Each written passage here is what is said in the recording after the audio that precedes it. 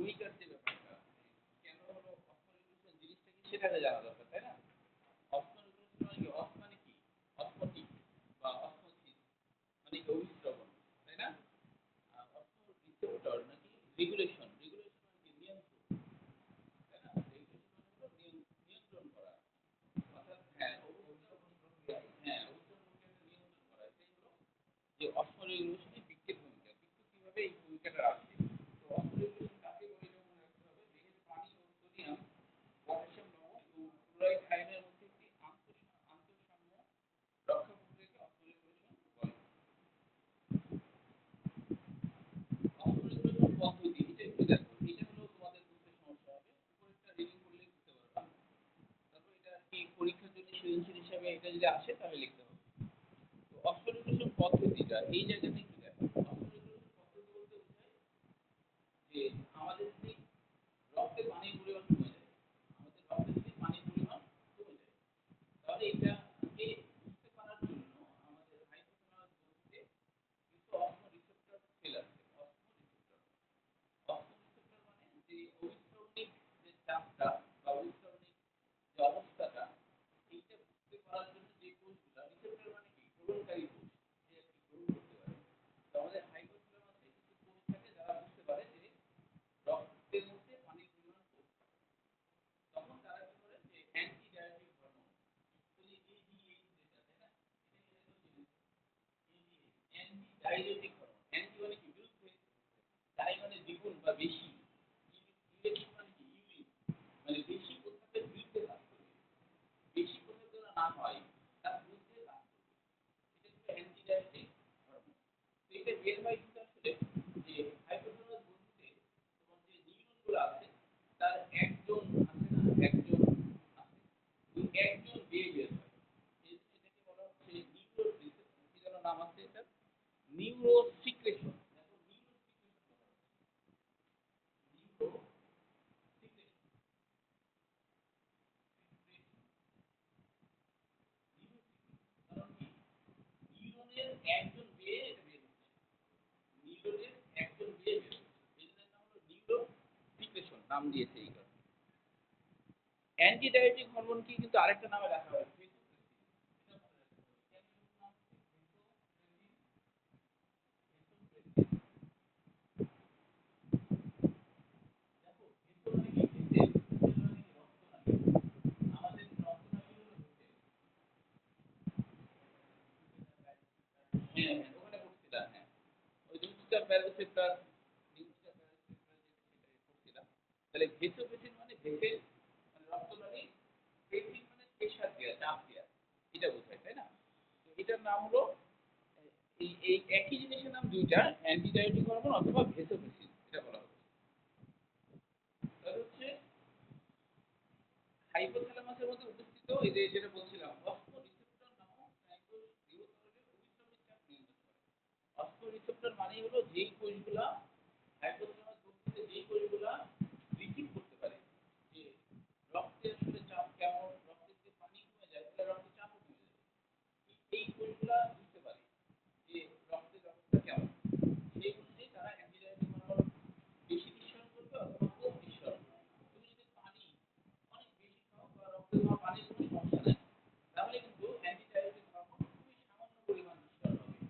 কাজেই আমাদের প্রস্রাব হওয়ার সময় প্রস্রাব দেখবে যে বেশি পানি খেয়ে, বিশেষ করে রোজা রাখলে তোমার সেহরির পর পর প্রস্রাব হলে দেখবা প্রস্রাবটা হয় একবারে বৃষ্টির ওয়াটারের মতো, মানে ফ্রেশ পানি, তাই না? কোনো হলুদ টলুদ কিছু পাবা না তুমি। আর ইফতারির আগের ইফতার পর পর প্রস্রাব করলে দেখবে কি কেমন কি হয়, খুবই হলুদ হয় না? ছাগলের প্রস্রাবের মতো হয়ে যায়, ছাগলের প্রস্রাব যেমন খুব হলুদ ওরকম হয়ে যায়। কেন হয়? কারণ ওই যে অ্যান্টিডায়াবেটিক হরমোন বা ভেসোপ্রেসিন এই কাজটা করে। হ্যাঁ, তাহলে কিভাবে টানে জানো? টানে হচ্ছে এইভাবে, টানার সিস্টেমটা কি? টানার সিস্টেম হলো যে আমরা তো জানি এই জায়গাতে ধরো চিকন চিকন নখ আছে,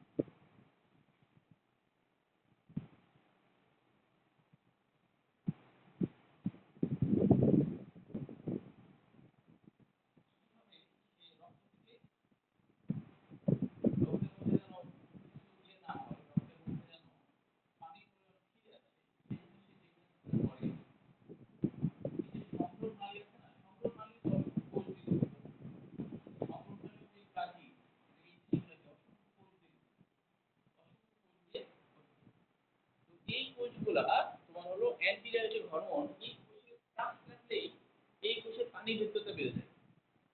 অ্যান্টিডায়ারেটিক হরমোন রক্ত প্রবাহের মাধ্যমে এই কোষগুলোকে এই কোষগুলোর মধ্যে যখনই এই কোষগুলার পানির ভেতরটা বেড়ে যাবে। মানে অনেক চ্যানেল আছে, মানে অনেক প্রোটিনের চ্যানেল আছে।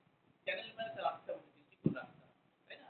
তো তখন ওই চ্যানেলগুলো খুলে যায়। অ্যান্টিডায়ারেটিক হরমোন কাজ লাগলে চ্যানেল খুলে যায়। চ্যানেল খুলে যাওয়া মানে কি ধরো প্রোটিন যেটা প্রোটিন এরকম হয়ে যায়।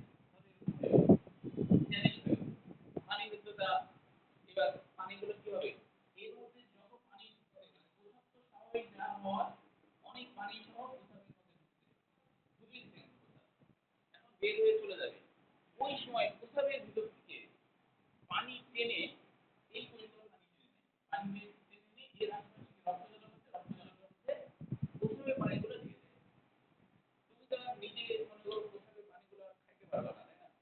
কিন্তু অটোমেটিকলি ভাবে যদি প্রসাবের পানি আমাদের রক্ত খেয়ে নেয়, তোমার কিন্তু কিছুই বলার নাই। বলার আছে? কিছু বলার নাই।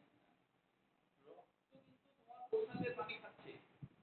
তুমি কি নিষেধ করতে পারছো? নিষেধ করতে পারছো না। ও অটোমেটিকলি খাবে তোমার বাসায় রাখা। তাহলে প্রসাবের পানিগুলা কোষ থেকে আবার রক্তনালীর মধ্যে ট্রান্সফার হয়ে যায়। অ্যান্টিডায়ারেটিক হরমোন এই কাজটা করে। হ্যাঁ হ্যাঁ হ্যাঁ, মূল চ্যানেল মূল চ্যানেল বলা হয়। এখানে তোমার হচ্ছে যে এই কোষগুলোতে অনেক প্রোটিন চ্যানেল আছে, তার মধ্যে একটা পানি যাওয়ার চ্যানেল আছে, পানি ডাইরেক্ট চলে যেতে পারে। আর অন্য সময় কি যদি অ্যান্টিডায়ারেটিক হরমোন তোমার না আসে তাহলে চ্যানেলগুলো বন্ধ হয়ে যায়। তখন প্রসাবগুলো অটোমেটিকলি ওই যে তোমার ইয়েতে চলে আসবে মেডুলা, তাই না? মেডুলাতে চলে আসবে। মেডুলাতে এসে অটোমেটিকলি পরবর্তীতে যে ইয়েতে চলে আসবে, মানে থলিতে চলে আসে। এই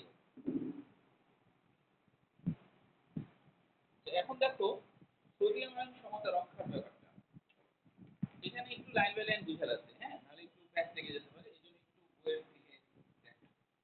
সোডিয়াম আয়ন সমতা রক্ষা, এটা একটু লাইন বাই লাইন লিখতে হবে, হ্যাঁ।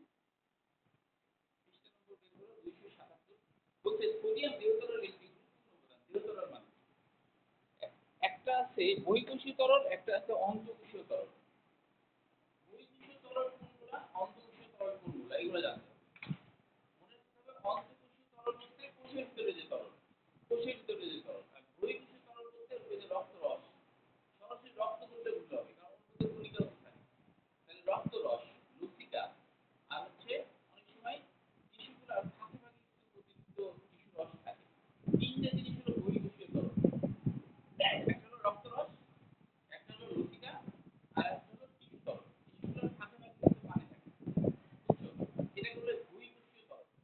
তাহলে অন্তঃকোষীয় তরল, বহিঃকোষীয় তরল। এখন দেখো এটা চিনলাম। হ্যাঁ বলো। অন্তঃকোষীয় তরল বলতে সরাসরি কোষের ভিতরে যে তরল, সাইটোপ্লাজম। সাইটোপ্লাজমে যে পানি আছে ওটা হলো অন্তঃকোষীয় তরল।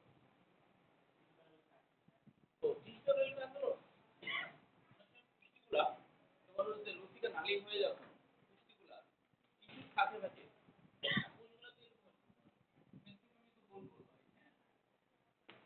এখানে ধরো টিস্যু তরল লসিকা নালী এসে এখানে টিস্যু তরল দিয়ে দিচ্ছে। এখন দরকার অনুযায়ী পুষ্টিগুলোর মধ্যে ঢুকিয়ে দিতে হবে, তরলের মাধ্যমে ঢুকিয়ে দিতে হবে। এটাই বুঝতে পারছো? তাহলে দেহতরল বললে কিন্তু সবটা মিলে বোঝায়। দেহতরল, অন্তঃকোষীয় তরল, বহিঃকোষীয় তরল সব। আর যদি আমি বলি যে বহিঃকোষীয় তরল তাহলে কিন্তু রক্তরস বহিঃকোষীয় তরল। রক্ত বহিঃকোষীয় তরল এটা বললে ভুল হবে। কারণ রক্তের মধ্যে তো আবার কোষ আছে, যে কণিকা আছে, শ্বেতকণিকা যেগুলো আছে না। রক্তরস বহিঃকোষীয় তরল, লসিকা বহিঃকোষীয় তরল, টিস্যু রস বহিঃকোষীয় তরল। ঠিক আছে? এখন তাহলে বহিঃকোষীয় তরল, অন্তঃকোষীয় তরল বুঝলা। এবার একটু দেখো বইয়ের ভাষা। সোডিয়াম দেহতরলের একটি গুরুত্বপূর্ণ উপাদান। এটি বহিঃকোষীয় তরলের আয়তন ঠিক রাখে। সোডিয়াম দিয়ে কি করে? বহিঃকোষীয় তরল মানে রক্তরসের একটা মনে রাখো, রক্তরসের আয়তন ঠিক রাখে। বহিঃকোষীয় তরলে সোডিয়াম আয়নের ঘনত্ব থাকে 142 মিলিমিটার মোল পার লিটার, তাই না? তো এখন বলছে milligram per decilitre. Milligram per decilitre, এটা বলে milligram per decilitre.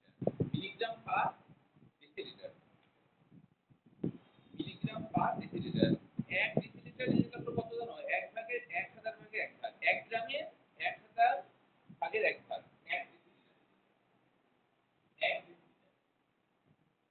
1 decilitre. 1 decilitre decilitre 1 decilitre 1 গ্রামের 1 গ্রামের 1000 হবে 1 গ্রামের 1000 ভাগের 1 1000 ভাগের 1 এটা হলো 1 ডেসিলিটার। হ্যাঁ? তাহলে এখানে 142 ডেসিলিটার আছে।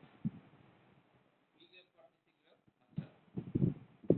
আর দেখো অন্তঃকোষীয় তরলে কিন্তু এটা মাত্র 10, তাই না? অন্তঃকোষীয়তে খুব বাইরে বেশি। তাহলে মনে রাখবা সোডিয়াম আমরা এটা মনে রাখলাম যে সোডিয়াম হচ্ছে কি যে Na, তার মানে কি নানা।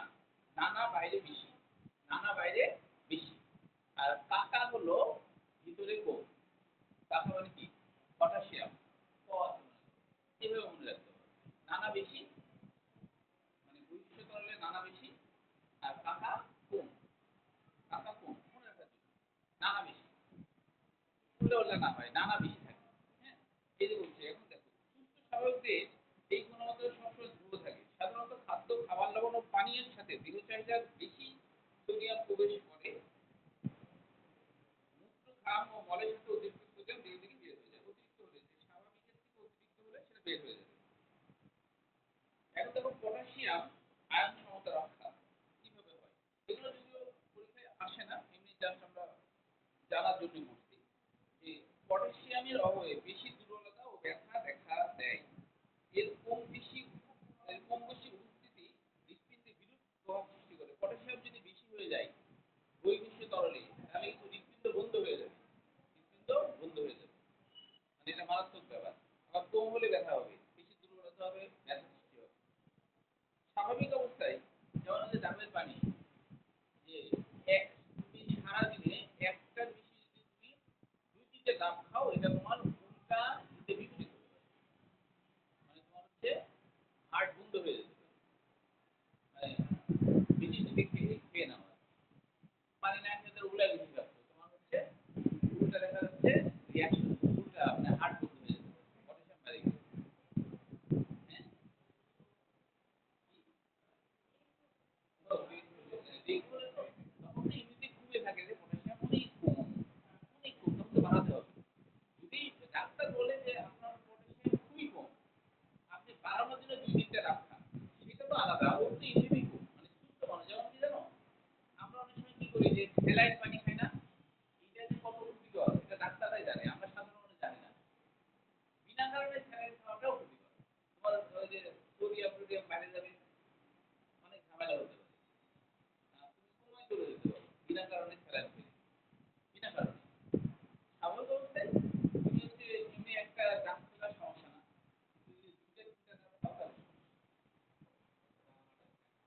হ্যাঁ হ্যাঁ হ্যাঁ দাওয়াটা তো দাঁত খায় না তো ওখানে বিক্রি করে আচ্ছা পটাশিয়ামের অভাব যেটা হলো এখন বলছে দেখো স্বাভাবিক অবস্থায় এর ঘনত্ব মানে পটাশিয়াম ঘনত্ব বহিঃকোষীয় তরলে 4.2 আর অন্তঃকোষীয় তরলে আবার বেশি দেখো পটাশিয়াম খেয়াল করো পটাশিয়াম কিন্তু বহিঃকোষীয় তরলে কম এটা একটু মনে রাখতে হবে হ্যাঁ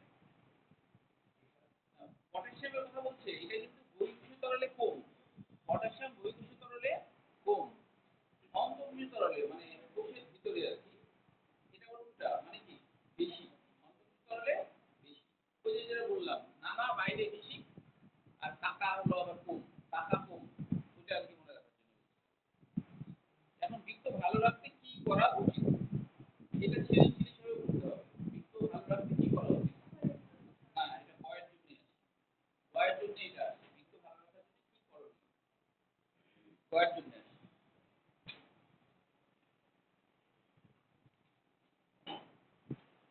এরপরে দেখো বৃক্কের তাৎক্ষণিক বিকল লক্ষণ করণীয় বৃক্ক বিকল কাকে বলে এটা মনে রাখতে হবে তবে এটা মনে রাখতে হবে 70 বছর বয়স্ক মানুষের বৃক্ক মাত্র 50% কাজে সক্ষম থাকে 50% এর বেশি আর কি কাজ করতে পারে না 70 বছর হয়ে গেলে আর কি এখানে মনে রাখতে বৃক্ক বিকল কাকে বলে রোগ ব্যাধির কারণে বৃক্কের সক্ষমতা কমে যাওয়াকে বৃক্ক বিকল বলে রোগ ব্যাধির কারণে এর যদি কাজ কমে যায় তাহলে এখন দুই ধরনের বৃক্ক বিকল হতে পারে একটা হলো দীর্ঘস্থায়ী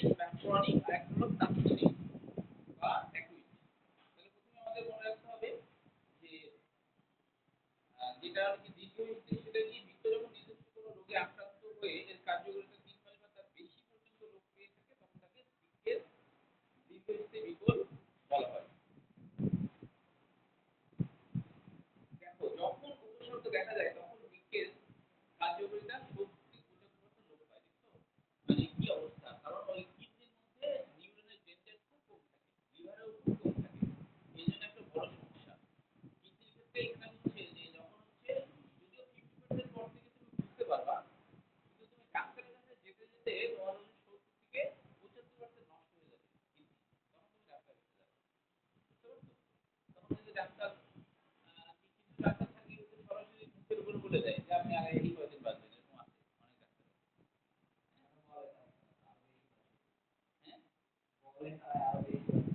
না এখন সত্যি কথা হচ্ছে বৃক্ষ নষ্ট হয়ে গেলে কিভাবে এটা নষ্ট হয়েছে অনেক সময় এমন অবস্থা হয়ে যায় ডায়ালিসিস করার মতো অবস্থায় নেই। হ্যাঁ, তো খালি আর কি ডাক্তার হলে রুগীকে সরাসরি বলে দেবা না যে ১ মাস পরে মারা যাবেন আপনি। হ্যাঁ, বলে দিতে পারো আপনি আর ১ মাস বাঁচবেন তারপরে মারা যাবেন। তো তবে আমার মতে বলে দেয়াই ভালো। হ্যাঁ, কেন জানো? কেন বলে দেয়া ভালো? না সেটা আসলে না। মানে ও একটু প্রিপারেশন নিতে পারবে না? যে ধরো হ্যাঁ, ধরো কারো ক্যান্সারই হয়েছে। ধরো একবারে 4th স্টেজে বাঁচার কোনো সম্ভাবনা নাই। তাকেও কিন্তু বলা হয় না। বলে দেওয়া উচিত কিনা? বলে দিলে তো ও তো বুঝতে পারছে মারাই যাবো, তাই না? তাহলে কি ও ওই সময়টা বেশি, বেশি আল্লাহর ইবাদত করতে পারবে? তাই কিনা? বা কোনো পাপ কাজ করবে না, ঠিক কিনা বলো? তাহলে তো বলাই উচিত। আর বললে সুবিধাও আছে। ওর বেশি দিন কিন্তু পাপ কাজ থেকে বিরত থাকতে হবে না। কারণ বললে ওর টেনশনে আরো আগে মারা যাবে। হ্যাঁ, টেনশনে আরো আগে মারা যাবে। টেনশন কাজ করবে। তুমি চিন্তা করে দেখো তো, তুমি যদি কোনোভাবে এটা জানতে পারো যে তুমি আজকে রাত্রে ১০টায় মারা যাবে। তোমার কেমন ফিল হবে বলো তো? হ্যাঁ? হ্যাঁ, ঘুরতে আর তোমার মন ভালোই লাগবে না ঘুরতে যাওয়া। মন ভালো লাগবে? মন আর ভালো লাগবে না। ও আচ্ছা, আচ্ছা। মন আর ঠিকই। এই রিফ্রেশ হওয়ার জন্য। মনটাকে রিফ্রেশ অবস্থায় বলবে আরকি। আচ্ছা। তারপরে দেখো বৃক্কের তাৎক্ষণিক বিকল হতে পারে কিভাবে? এই যে যেটার কথা বলছিলাম তাৎক্ষণিক বিকল। তুমি একসাথে ৩-৪ টা ডাব খেয়ে নিচ্ছ। বৃক্ক তাৎক্ষণিক বিকল হয়ে যেতে পারে। তাৎক্ষণিক। এই যে বলছে মাত্র ৪৮ ঘন্টার মধ্যে যখন বৃক্ক দেহের বর্জ্য পদার্থ অপসারণ পানিসহ ইলেক্ট্রোলাইট, ইলেক্ট্রোলাইট মানে বিভিন্ন আয়ন আরকি যেমন পটাশিয়াম বেড়ে গেছে। তখন এই যে আয়ন বেড়ে গেল। আর যখন এগুলো যেটুকু থাকা দরকার তার চেয়ে বেশি হয়ে গেছে। এই অবস্থায় বৃক্কের তাৎক্ষণিক বিকল হবে। তাহলে বৃক্ক নষ্ট হয়ে যাবে। বৃক্ক নষ্ট হয়ে গেলে ইউরিয়া ইনটেক ক্রিয়েটিনিন রক্তে ছড়িয়ে পড়বে। তখন কিন্তু হার্ট, লিভার, ব্রেন সবই ড্যামেজ হয়ে যাবে। চলবে না এবং সে মারাও যেতে পারে। তাৎক্ষণিক বিকল হলে সে মারা যায়। এই যে লাস্টে এটাই বলছি পটাশিয়াম লেভেল বেড়ে যায় তখন কি হয় হৃৎপিণ্ডের ক্রিয়া বন্ধ হয়ে যায়। তুমি ডাব খেয়ে নিয়েছো বেশি করে কিডনি কাজ করা বন্ধ করে দিবে, তোমার হার্ট বন্ধ করে দিবে। তার মানে তুমি যদি নিয়ত করো আমি যখন বড় ডাক্তার হবো তখন প্রতিদিন ৫টা করে ডাব খাবো কারণ আমার তখন অনেক টাকা। কিন্তু তুমি মারা যাবে না।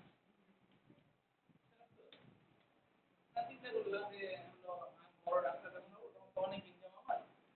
তখন হচ্ছে আমি হচ্ছে বুঝছো যে ওই যে আমার একটা স্টুডেন্ট বলছে যে ও ল্যাবেই দেবো হ্যাঁ শিশু হিসেবে।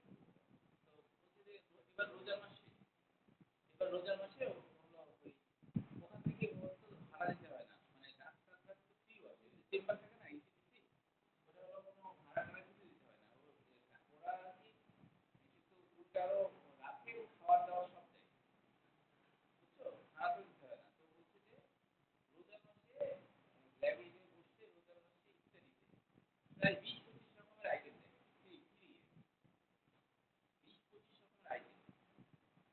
বলছে যে মানে এত বড় প্লেট মানে এত বড় খান দেয় ডাক্তারদের এত সম্মান। বুঝছো? এই এত সম্মান দিতে হলে কি বেশি বেশি পড়াশোনা করতে হবে? তাই না? সেদিন একটা কোরআনের আয়াত দেখলাম যে আমি এটা শেয়ার করলাম। আল্লাহ বলছেন আরকি কোরআনে যে মানুষের জন্য কিছুই নাই যা সে চেষ্টা করা দিয়ে অর্জন করবে সেটা ছাড়া। মানে তার মানে কি যে এখানে চেষ্টাটাকে প্রাধান্য দেওয়া হয়। মানুষের জন্য কিছুই নাই যে সে চেষ্টা দ্বারা অর্জন করবে। বুঝতে পারছো? মানে চেষ্টা করলে তুমি কারণ কি এটা তো বোঝাই যায় তুমিও জানো তুমি যদি মনে করো যে আমি বিএমসি চান্স নিতে চাই তুমি এখন থেকে 13-14 উঠে পড়ো দেখো চান্স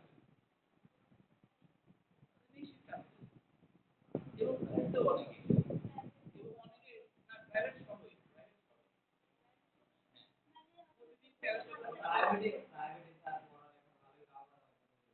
হ্যাঁ মনোযোগ দিয়ে শুনলে তো কামড়ায় কারণ শুনলে পড়া বেশি মুখস্থ হয় ওই জন্য ওটাও পড়ার অংশ প্রাইভেট সহ তুমি 13-14 ঘন্টা পড়ো তুমি নিয়ত করো আজকে থেকে আমার 13 ঘন্টার কোর্স কখনো আমি করবো না দেখো তোমার পিএইচডি কনফার্ম হয়ে যাবে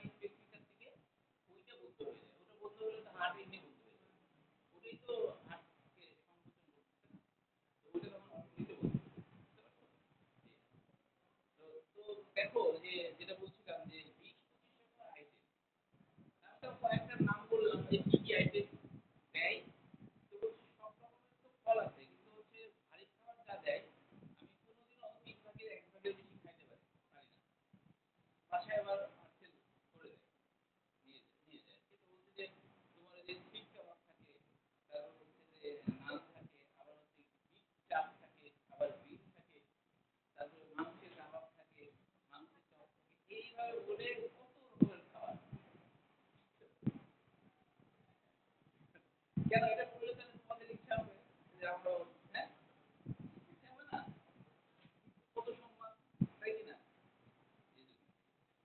আচ্ছা বৃক্ষের তাৎক্ষণিক বিকলের কারণ এটা সৃজনশীল আর এগুলো হচ্ছে কয়ের জন্য যে বৃক্ষের দীর্ঘস্থায়ী বিকল কাকে বলে বৃক্ষের তাৎক্ষণিক বিকল তারপরে বৃক্ষের তাৎক্ষণিক বিকল কাকে বলে এটা কয়ের জন্য আর বৃক্ষের তাৎক্ষণিক বিকলের কারণ কি কি কারণে হয় তারপরে বৃক্ষ বিকলের লক্ষ্য এবং হচ্ছে করণীয় চিকিৎসা প্রতিকার সবটাই সৃজনশীল তো দেখো রক্তে বৃক্ষে রক্ত প্রবাহ হ্রাস পেলে বৃক্ষের মধ্যে যদি রক্ত প্রবাহ হ্রাস পায় বৃক্ষের স্বাস্থ্য কাজে ব্যস্ত থাকে তো যদি বৃক্ষের মধ্যে রক্ত প্রবাহ হ্রাস পায় তাহলে যেটা হয় যে ফোর্স কমে যায় হ্রাস পাওয়া মানে কমে যাওয়া হ্যাঁ হ্রাস পাওয়া মানে কমে যাওয়া এখন ধরো রক্ত প্রবাহ কম মানে কি ফোর্স কমে যাবে ফোর্স কমে গেলে যেটা হবে বৃক্ষ তখন বজ্রপদার্থ ইয়ে করতে পারবে বের করতে পারবে বজ্রপদার্থ বেশি থাকলে কিডনি আরো বেশি নষ্ট হবে এবং রক্তে আর কি তোমার বজ্র পদার্থ বেড়ে যাবে ওটাই আর কি হ্যাঁ তার মানে রক্ত প্রবাহ যদি কমে যায় তাহলে তোমার হচ্ছে বৃক্ক তোমার নষ্ট হয়ে যাবে একই সাথে আমাদের শরীরের রক্ত নষ্ট হয়ে যাবে তারপর হচ্ছে ক্ষতিগ্রস্ত বৃক্ষ যে অনেক সময় দেখা যায় যে একটা বৃক্ষ মনে করো নষ্ট হয়ে গেছে আরেকটা ভালো আছে ওই বৃক্ষ তুমি যদি রেখে দাও তাহলে রক্ত প্রবাহের মাধ্যমে আরেকটাও কিন্তু নষ্ট হয়ে যাবে তো এই জন্য সাধারণত যে যখন বৃক্ষ ট্রান্সফার করা হয় যদি দেখা যায় যে একটা বৃক্ষ পুরোপুরি নষ্ট হয়ে গেছে এখানে প্রচুর ইনফেকশন আছে তাহলে ওটা কিন্তু কেটে ফেলে দেয় আর যদি দেখা যায় ইনফেকশন নাই যে নষ্ট হয়ে থাকে তাহলে ওটা কেটে ফেলে না তখন তিনটা বৃক্ষ হয়ে যায় একটা নষ্ট আর দুইটা ভালো এই আর কি। তিনটা হয়ে গেল না একটা পুরো নষ্ট ওটা কেটে ফেলেনি ওর নিচে আরেকটা বৃক্ষ লাগায় দেয় ও ও কেটে ফেলে না কেন যদি দেখা যাচ্ছে বৃক্ষ কোনো কাজ করতেছে না হ্যাঁ কিন্তু কোনো ইনফেকশনও নাই তখন কেটে ফেলে অতিরিক্ত ঘা হলো ওটা শুকাতে একটা সমস্যা তাহলে কি দরকার ওকে ওকে কষ্ট দেওয়া ওই জন্য ওটা কেটে ফেলে আর যদি ইনফেকশন থাকে পচন ক্রিয়া হয়ে গেছে তখন ঝামেলা তখন কেটে ফেলে এটাই কাজ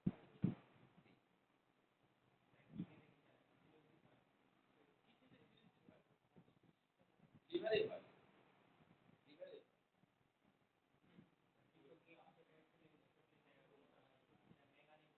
হ্যাঁ হ্যাঁ এটা হয় হ্যাঁ ভিটামিন প্রোটিনটা বাড়লে আমাদের পায়ের পায়ের পুরা পায়ের মাংসপেশিতে ব্যথা করবে প্রোটিন মাত্রা যদি অতিরিক্ত হয় হ্যাঁ ফুলে যেতে পারে মানে ইউরিক অ্যাসিড মানে কি জিনিস বেড়ে যাবে কি জিনিস হ্যাঁ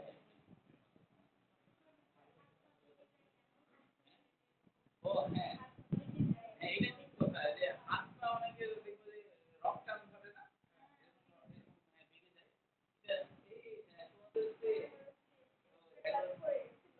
ও তাই আমি জানো না তো তোমার হাত পা ভেঙে যায় রক টান ধরে যেটা বলছে এটা দুটো কারণে হয় একটা হলো ভিটামিন এর ঘাটতি হলে ভিটামিন বি কমপ্লেক্সের যদি ঘাটতি হয় তাহলে তোমার হচ্ছে এরকম রক টান ধরে তখন ওই যে ভিটামিন বি কমপ্লেক্স আছে না ওইটা খেতে হবে তাকে তোমার যদি এরকম টাইম হয় তাহলে বুঝতে হবে তোমার ভিটামিনের ঘাটতি হচ্ছে হ্যাঁ তো সেক্ষেত্রে তোমার নিউরোবেস নামে একটা ট্যাবলেট আছে বা নিউরোবেস নিউরোবেস নিউরোবেস নামে ভিটামিন বি কমপ্লেক্স আছে এটাতে ভিটামিন ভিটামিন সিক্স আর 12 আছে এগুলো হচ্ছে তোমার রক্তটান ধরার বিরুদ্ধে কাজ করে আর আরেকটা থাকে যে তুমি অনেক রোদে আছো অনেক ঘেমেছো তখন তোমার লবণের ঘাটতি হয়ে গেছে হ্যাঁ তখনও তোমার রক্তটান করতে পারে ওই সময় তোমার স্যালাইন গরমের কারণে সব গরমের কারণে অনেক ঘামার পর তোমার এই সমস্যা হচ্ছে রাত্রেবেলা রক্তটান তাহলে বুঝতে হবে তোমার এখানে লবণের ঘাটতি হচ্ছে তখন তুমি স্যালাইন পানি তাহলে ওটা ঠিক হয়ে যাবে আর যদি সেটা না তুমি রোদে রোদে যাওনি দৌড় করনি এমনিতে লাগে যাচ্ছে তাহলে বুঝতে হবে যে ভিটামিনের ঘাটতি হয়ে গেছে তখন ওই ভিটামিনটা খাইতে হবে হ্যাঁ এটার একটা এই ভিটামিনের খুবই সুবিধা আছে তুমি এটা যতই খাও কোনো সাইড ইফেক্ট নাই অতিরিক্ত গুলো প্রস্রাবের সাথে বের হয়ে চলে যাবে এতে কোনো কাজ লাগে না। হ্যাঁ হ্যাঁ থাকে হ্যাঁ থাকে হ্যাঁ অবশ্যই থাকে মাঝে মাঝে ভিটামিন এ থাকে আচ্ছা মূত্র নিঃসরণে যদি বাধাগ্রস্ত হয়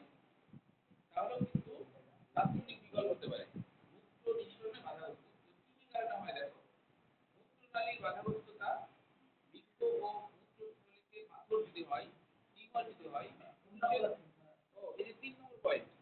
বৃক্কের তাৎক্ষণিক বিকলে ৩ নম্বর সরি হ্যাঁ, হ্যাঁ, মূত্র নিঃসরণে বাধা উদ্ভিদতা। আর এটা সৃজনশীল হিসাবে যে বৃক্ক তাৎক্ষণিক বিকলের কারণ সৃজনশীল এটা হলো এটা হচ্ছে বৃক্ষের ছবি দিতে পারে। হ্যাঁ? বৃক্ষের ছবি দিয়ে বলবে নষ্ট হওয়ার কারণ কি? তাৎক্ষণিক বিকলের কারণ হিসাবে। অথবা হচ্ছে যে বৃক্ক বিকলের উদ্দীপকের অঙ্গটি আ নষ্ট হয়ে যাওয়া বা বিকল হয়ে যাওয়ার লক্ষণ এবং বা প্রতিকার এগুলো। হ্যাঁ, হ্যাঁ, যেকোনো রকম উদ্দীপক বর্ণনা দিয়ে হতে পারে। আচ্ছা এখন দেখো এখানে আর কি বলছে? পোস্টের গ্রন্থি। এটা কিন্তু আবার শুধু ইয়েদেরই থাকে। এটা হলো ছেলেদের পোস্টের গ্রন্থি থাকে, মেয়েদের থাকে না? তো যেমন একটা ব্যাচে হচ্ছে যে এই আলোচনা করছে মেয়েরা যে এই কি টিকা দিচ্ছি? বলছে হ্যাঁ, দিচ্ছি। আমি আগামীকাল দিব। আলোচনা করছে। এখন একটা ছেলে বলছে যে এই কি টিকা দিলি যে আমার তো দেয়া হয়নি। কিন্তু আসলে ওর ওই টিকা নাই। ওর ওই টিকা নাই। কিন্তু ওই ছেলেটা বলছে যে আমার দিয়ে দিতে বলবে। জরায়ু ক্যান্সার হ্যাঁ, ওই ছেলেটা আফসোস করছে আমার দেয়া হলো না। সবার তো তোদের সব কিছু না। তো পুষ্টির গ্রন্থি এটা হলো ছেলেদেরই থাকে। হ্যাঁ? হ্যাঁ? হ্যাঁ। পুষ্টির গ্রন্থি দেখো, পুষ্টির গ্রন্থি হচ্ছে যে এই গ্রন্থি অনেক সময় বৃদ্ধিপ্রাপ্ত হয়। মানে পুষ্টির গ্রন্থি থেকে যে পিচ্ছিল পদার্থ ক্ষরণ হয় আরকি। পুষ্টিতে আমরা কিন্তু ত্রিকোণাকার, এটা একটু ত্রিকোণাকার আরকি গ্রন্থি। তো এইজন্য এর নাম পুষ্টিক হয়েছে। তো এটা গ্রিক শব্দ। এটা যদি বৃদ্ধি পায় তাহলে যেটা সমস্যা হয় যে পুষ্টিক গ্রন্থি ধরো এরকম এরকম এরকম এখন এই যে আমাদের যে প্রস্রাবের নালী বের হয়ে আসে, প্রস্রাবের নালী ধরো বের হয়ে আসে। এখন কি হয় এটা যদি বৃদ্ধিপ্রাপ্ত হয় তাহলে এদিকেও এদিকেও বৃদ্ধি হয় এদিকেও হয় বাইরেও হয় সব দিকে যখন হয় তখন এটা চাপ পড়ে যায় এই জায়গাটা বন্ধ হয়ে যায় তাহলে এইভাবে করে তখন প্রস্রাবগুলো অটোমেটিকলি উপরের দিকে উঠে আসে উঠে এসে ইউরিয়া এদিকে চেক দিলে বৃক্ষকে নষ্ট করে দেয়।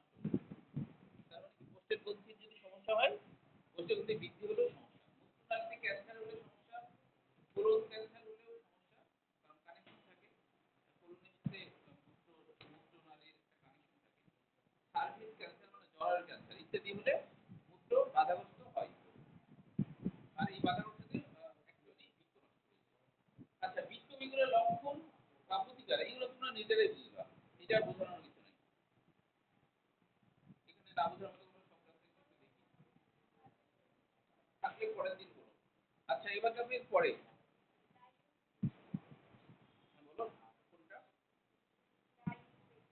ও এটা আলোচনা হয়ে গেছে দাঁড়াও বলি ডায়াবেটিক মানে ডায় মানে বেশি বা দ্বিগুণ হ্যাঁ ইউরেটিক মানে অসাধ বেশি প্রস্রাবের ক্ষেত্রে কাজ করা এটাকে বলা হয় ডায়াবেটিক হ্যাঁ ডায়াবেটিক মানে বেশি প্রস্রাব হ্যাঁ ও তুমি বললা ডায়াবেটিক আচ্ছা তাহলে অ্যান্টি ডায়াবেটিক হলে বেশি প্রস্রাবের বিরুদ্ধে আর শুধু ডায়াবেটিক হলে বেশি প্রস্রাব বুঝছো শুধু যদি ডায়াবেটিক হয় তাহলে বেশি প্রস্রাব আর অ্যান্টি হলে প্রস্রাবের বিরুদ্ধে বুঝতে পারছো হ্যাঁ বিরুদ্ধে কাজ করা হ্যাঁ আচ্ছা পরের পৃষ্ঠায় দেখো ৯ নম্বর পয়েন্টে একটা না বুঝে শব্দ আছে এই দেখো ৯ নম্বর পয়েন্ট পরের পৃষ্ঠা ওই যে যেখানে হলো ইয়ে আছে বৃক্ষের তাৎক্ষণিক বিকলের করণীয় চিকিৎসা ও প্রতিকার ৯ নম্বর পয়েন্ট এখানে সবগুলাই করবা এটা হলো সৃজনশীল হিসেবে আছে সবগুলাই এমসিকিউর জন্যও করতে হবে এই জন্য সবগুলাই লাগবে এটা এমসিকিউ হিসেবেও আসতে পারে নিম্নলিখিত বৃক্ক বিকলের লক্ষণ নয় এজন্য এটা সবগুলাই করতে হবে এমসিকিউ জন্য সবগুলাই করতে হবে ৯ নম্বর পয়েন্টটা বুঝতে সমস্যা হতে পারে এজন্য এটা বলি যে ক্যালসিট্রা ক্যালসিট্রাল আছে না ভিটামিন বি3 বলা হয় এটাকে সিট্রাল ভিটামিন বি3 যারা ক্যালসিয়াম তৈরিতে ভূমিকা রাখে বৃক্ক নিঃসৃত হরমোন এরিথ্রোপয়েটিন কোয়ে মানে তো তৈরি হওয়া তাই না এরিথ্রো মানে লোহিত কণিকা বা লাল লাল কোষ তৈরি হওয়ার যে প্রক্রিয়া সেটা হলো এরিথ্রোপয়েটিন ক্যালসিট্রল মানে হলো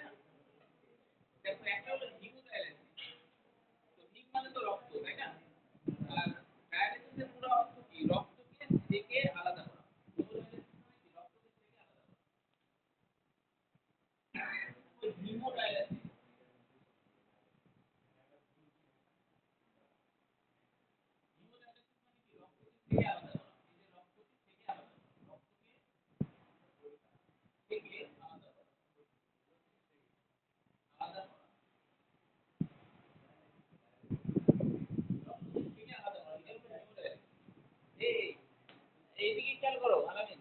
আর তুমিও কথা বলছিলে না। শুনলে ও ডাইরেক্টলি কথা বলছো? না ওই যে যখন তোমরা কথা বলবে আর আমাদেরকে থামতে বলবা তাহলে শুনবো। একসাথে দুইজন কথা বললে তো শোনা যাবে না। হ্যাঁ। না শুনলে মুখস্থ হয় না। তো তাহলে শোনা যায়। ডায়ালাইসিস মানে হলো হিমোডায়ালাইসিস তখন হচ্ছে রক্তকে থেকে আলাদা করার যে প্রক্রিয়া, এটাই হলো রক্তকে থেকে আলাদা করার যে প্রক্রিয়া সেটাকে বলা হয় কি? হিমোডায়ালাইসিস। রক্তকে থেকে আলাদা করার যে প্রক্রিয়া। তো সেটা তো তোমরা 9 তে পড়ছিলা তাই না? যে আলাদা করে বুঝায় 9 না না 9 তে ঠিকই আছে ওখানে কোনো ভুল নাই। ওটা একটু ছোট এটাই যা। আচ্ছা দেখো ছবিটা তো বুঝতে পারছো যে ছিল না। ও শোনো যে ধমনীর মধ্যে একটা ক্যাথেটার ঢোকানো হয় এবং এই হ্যাঁ তারপরে হচ্ছে যে এর যে পাইপটা সেটা একটা ডায়ালাসেট। ডায়ালাসেট মানে কি যে ডায়ালাসিস দ্রবণ যার মধ্যে থাকে তার মধ্যে ওই পাইপটা ঢোকানো হয়। ঢোকায় ওই পাইপের অপর অংশটা আবার শিরাতে ঢোকানো হয়। তাহলে যেটা হয় সেটা হলো এই পাইপের মধ্যে এর মধ্যে ধরো ডায়ালাসিস দ্রবণ আছে। এর মধ্যে ডায়ালাসিস দ্রবণ আছে। তাহলে আমি এখন ধমনী ধরো ঢোকাই এর মধ্যে যে বের করলাম যখন এর মধ্যে বের করবো এখানে মানে চিকন চিকন নালী পাইপ করেছি করে করে এবার এখান থেকে বের করছি এবার যখন শিরাতে যাচ্ছে এটা মনে করো শিরা এটা ধরো ধমনী এটা ধমনী ছবি আঁকা আসে না যদিও এটা মনে করো শিরাতে পাঠাবো শিরাতে পাঠাইছি শিরাতে পাঠাবো এটা ধরো আমি হাতের শিরাতে আবার ঢুকাই দিলাম তাহলে কি হলো ধমনীর রক্তগুলো এর মধ্যে ডায়ালাসিস দ্রবণে যখন যাবে তখন রক্তের বজ্রপদার্থ এই ডায়ালাসিস দ্রবণে ফেলে দেবে রক্তের বজ্রপদার্থ ডায়ালাসিস দ্রবণে ফেলে দেবে আর ডায়ালাসিস দ্রবণ থেকে ভালো ভালো উপাদানগুলো কিন্তু আবার নিয়ে নিবে রক্ততে অনেক পুষ্টি উপাদান পেয়ে গেছে তো ভালো ভালো উপাদান নিবে আর খারাপ উপাদান এখানে ছেড়ে দিবে আর এখানে একটা পাইপ করবো এই পাইপ দিয়ে ডায়ালাসিস দ্রবণটা কি বের করে দিবে এবং আরেকটা জায়গা আরেকটা এরকম ধরো যে পাত্র সেই পাত্র থেকে আবার কি করবো সেই পাত্র থেকে নতুন করে আবার এর মধ্যে আবার প্রবেশ করাবো নতুন ডায়ালাসিস দ্রবণ প্রবেশ করাবো তাহলে দেখা যাচ্ছে যে একদিকে খারাপগুলো বের করে দিচ্ছি আবার এটা 4-5 ঘন্টা ধরে করা লাগে অনেক কঠিন একটা রোগ। হ্যাঁ বলো। ও শিরা দিকে নেওয়া হয় এই কারণে ধমনীতে প্রেশার বেশি থাকে হ্যাঁ এই জন্য ধমনীর দিকে নেওয়া হয় ফোর্সে না আসলে তো এখানে আমার থাকতে পারবে না ফোর্স লাগবে শিরা দিয়ে গেলে ফোর্স পাবে না ওই জন্য ধমনীর দিকে নেওয়া হয় ধমনীতে দিলে ফোর্স থাকে যে ওই ফোর্সে বজ্রপদার্থগুলো বের হতে পারে ওই যে যেমন বৃষ্টির মধ্যে যেভাবে বের হয় এখানে ওই পাইপ দিয়ে বজ্রপদার্থগুলো বের হতে পারে তারপরে ফ্রেশ রক্ত এটা শিরাতে আবার নিয়ে নিয়ে বুঝতে পারছো এই তাহলে এখন হিমোডায়ালিসিসের ব্যাপারটা আশা করি বুঝতে পারবা পেরিটোনিয়ামটা বুঝবা এখানে দেখো উপাদানগুলো এমসিকিউ জন্য পড়তে হবে যে তোমার হচ্ছে ডায়ালাসিসের উপাদান কি কি ডায়ালাসিস উপাদান থাকে এই উপাদানগুলো এমসিকিউ জন্য গুরুত্বপূর্ণ সতর্কতা লাগে না তবে পেরিটোনিয়াল ডায়ালাসিসটা একটু বুঝো এটা তোমাদের 19 ছিল না পেরিটোনিয়াল ডায়ালাসিস পেরিটোনিয়ালটা কি পেরিটোনিয়াল ডায়ালাসিসটা কি একটু দেখো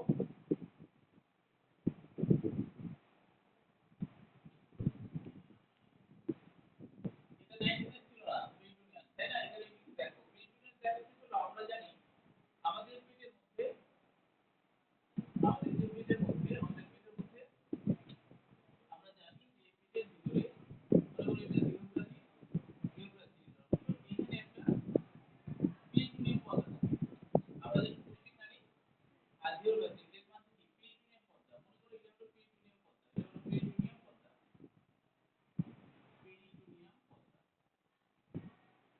পেরিটোনিয়াম পর্দা মনে আছে কোনটা সিলোমের মধ্যে তাই না আমাদের যে দেহপ্রাচীর পেটের চামড়া পিঠের চামড়া তাই না তো এর ভিতরে একটা ফাঁকা জায়গা আমরা জানি যে পরিপাকতন্ত্র আর এর যে চামড়া পেটের চামড়া এর মাঝে কিন্তু ফাঁকা জায়গা আছে না ওই ফাঁকা জায়গাটা আবার একটা পাতলা পর্দা দিয়ে ঘেরা যার নাম পেরিটোনিয়াম পেরি মানে কি চারপাশ টোনিয়াম মানে কি টেনশন তাই না টোনিয়াম মানে টেনশন মানে চারপাশে চাপকে সামাল দেয় যে তাকে বলা হয় পেরিটোনিয়াম তো এই যে গরু কুরবানি তোমরা তো দেখবা দেখবে যে যখন চামড়া খুলে ফেলে তখন পেট যখন কাটে তখন হাত ঢুকাই দিতে পারে ওখানে ফাঁকা জায়গা আছে বলেই হাত ঢুকাতে পারে পুরি যদি পেটের চামড়ার সাথে লেগে থাকতো তাহলে তো হাত ঢুকানো যেত না তাই না তাহলে হাত ঢুকাই দিচ্ছে তার মানে ফাঁকা জায়গা আছে ওই ফাঁকা জায়গাতে যে কাজটা করা হয় ওই ফাঁকা জায়গার মধ্যে ডায়ালাসিস দ্রবণ দেওয়া হয়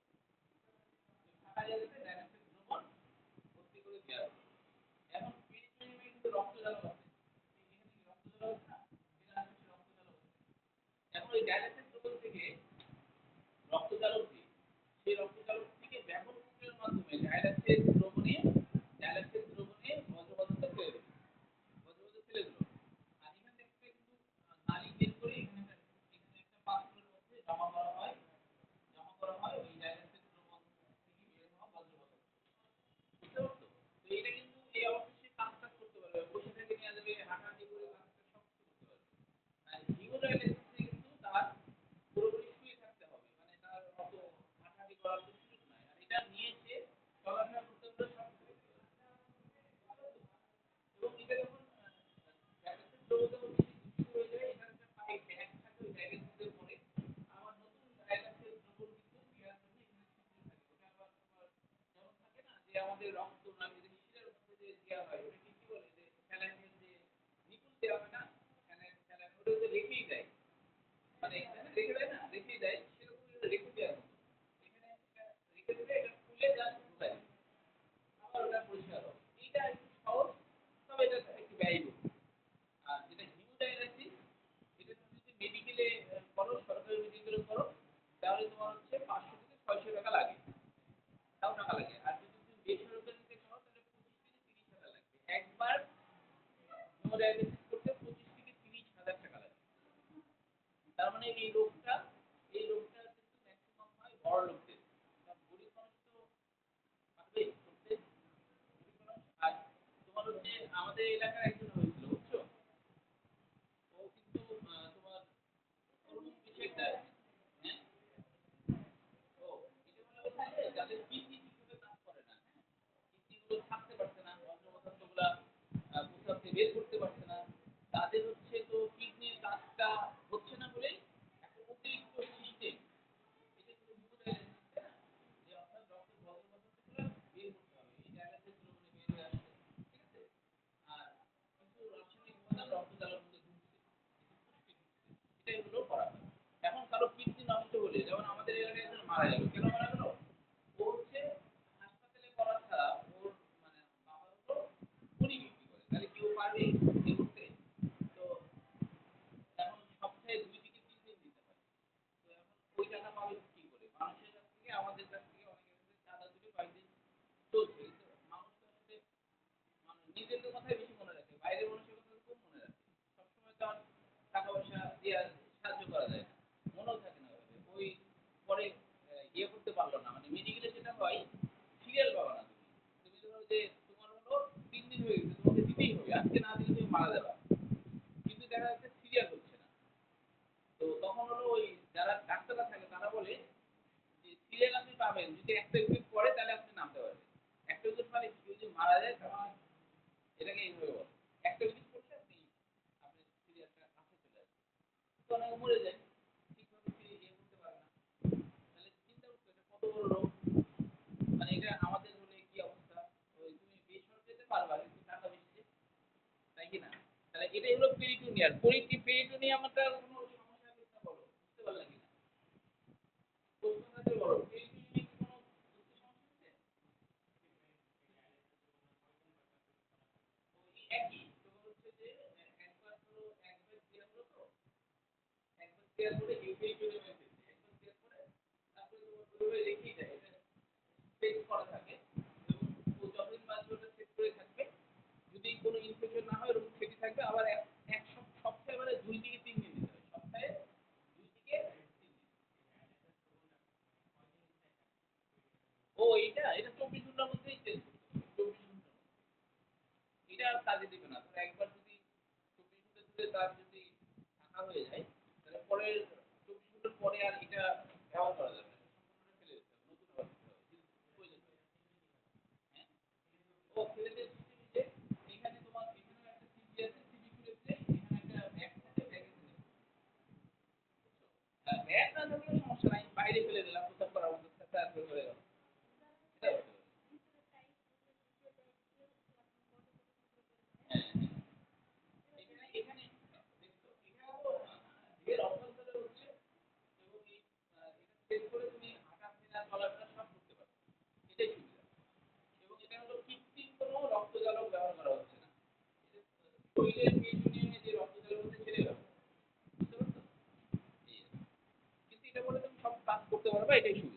এটাই হলো পেরিফেরাল ডায়ালিসিসের সুবিধা।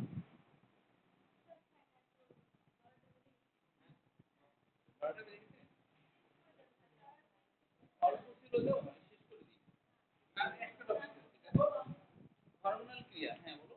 আর একটা হ্যাঁ ছুটির আগে এটাই তো শেষ। ৫-১০ মিনিটে শেষ হবে। তোমার এই সমস্যা হবে? পরে শুক্র শনিবার এলে পড়াবো না। অনেকে বাড়ি চলে যাবে। আচ্ছা মূত্রের ঘনত্ব নিয়ন্ত্রণ।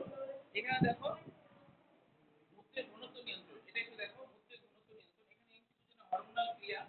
এটা কি কোন বৈজ্ঞানিক আর কি এটা বলেন? ক্লড বার্নার্ড সর্বপ্রথম প্রাণীদেহের অন্তঃস্থ পরিবেশের ভারসাম্য রক্ষার কৌশলের উল্লেখ করেন। হরমোনাল ক্রিয়ার কথাটা কোন বৈজ্ঞানিক এটা মনে রাখবে। এবার দেখো মূত্রের ঘনত্ব নিয়ন্ত্রণ। এই দেখো শেষ সময় একটু দেখে নাও। ডাইউরেসিস কাকে বলে? জ্ঞানমূলক কোশ্চেন। ডাইউরেসিস কাকে বলে? বিপুল পরিমাণ কম ঘন মূত্র উৎপাদন প্রক্রিয়াকে ডাইউরেসিস বলে। বিপুল পরিমাণ কম ঘন মূত্র মানে কি? যে কম ঘন মানে পাতলা বেশি হওয়া। পাতলা বেশি হওয়া মানে খুব বেশি পাতলা মানে কি বলে ওটাকে? ডিস্টিল ওয়াটার মতো। হ্যাঁ? এটা হলো ডায়ালিসিস। আর এর বিপরীত প্রক্রিয়া হলো অ্যান্টি ডায়ালিসিস। আচ্ছা এখন দেখো মূত্রের ঘনত্ব নিয়ন্ত্রণে অ্যান্টিডায়াবেটিক হরমোনের এই বিষয়টা আগেই আলোচনা হয়ে গেছে। এখন যেটা আমাদের জানতে হবে রক্তে সোডিয়ামের মাত্রা নিয়ন্ত্রণ। এটা সোডিয়ামের মাত্রা নিয়ন্ত্রণটা কিভাবে কি হয় একটু খেয়াল করো। খুব কঠিন না, সোজা। যে অ্যালডোস্টেরন একটা হরমোন যেটা বের হয় আমাদের হ্যাঁ বিক্রিয়া করতে। ধরো এটা হলো বিক্রিয়া, এখানে একটা গ্রন্থি থাকে। এখান থেকে অ্যালডোস্টেরন হরমোন বের হয়। অ্যালডোস্টেরন হরমোন বের হয়। এই হরমোনগুলো মূলত আমাদের কি করতে পারে জানো? এই হরমোনগুলো আমাদের যে এখানে যে অন্য নালীতে থাকে নিঃশ্বাস পেছানো নালী আছে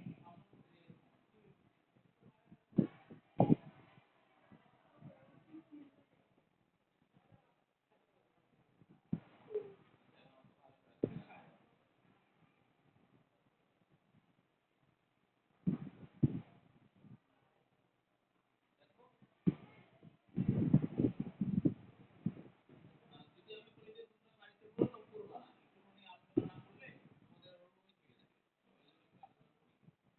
যে অ্যাডসর্পশন হরমোনের কাজ হলো সোডিয়াম পটাশিয়াম পাম্পকে ত্বরান্বিত করা। মানে যদি রক্তে সোডিয়াম বেশি কমে যায় তাহলে অভিস্রাবণ প্রক্রিয়ার মাধ্যমে রক্তে পানি আসাটা কমে যাবে।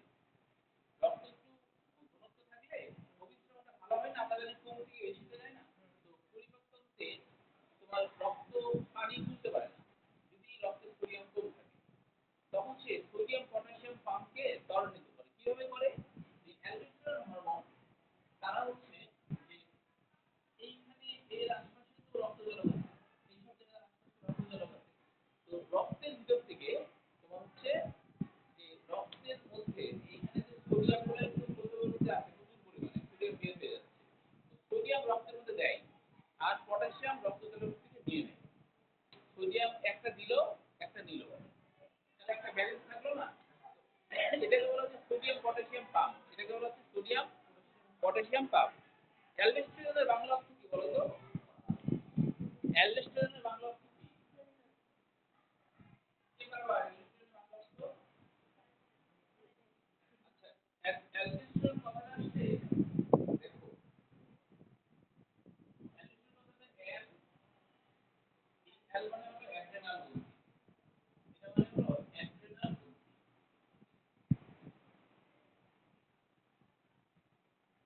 অ্যাড্রেনাল মানে কি বিক্রির উপরে যে গ্রন্থি তার নাম হলো অ্যাড্রেনাল। তার